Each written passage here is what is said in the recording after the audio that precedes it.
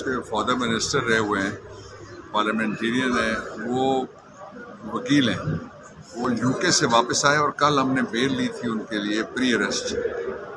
Chief justice Islamabad high court Aamir Farooq साहब ने bell दी थी और उसकी लैंडिंग के हमारे पास वीडियोज़ हैं और ऑडियोज़ हैं और तस्वीरें हैं।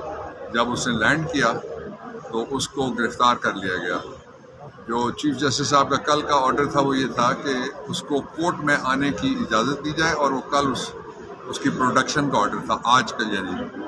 लेकिन रात को ही जो ही वो उसने लैंड किया उसको गिरफ्तार कर लिया गया। सुबह की हियरिंग में चीफ जस्टिस ने ऑर्डर किया कि डिवीज़न बेंच के बाद हर कीमत पे उन्होंने कहा ये मॉकरी ऑफ लॉ है और मैंने कहा इट इज़ अनएक्सेप्टेबल कि बाहर के मेंबर्स हैं उनको उठा के गायब किया जाए और ये अगवा बराए बयान है और वो कैंडिडेट को मौका दें। एक तरफ सुप्रीम कोर्ट ऑफ पाकिस्तान ये कहती है कि सबको मौका दिया जाए कि वो बराबरी का हिस्सा लें, लेवल प्लेइंग जिसको कहते हैं।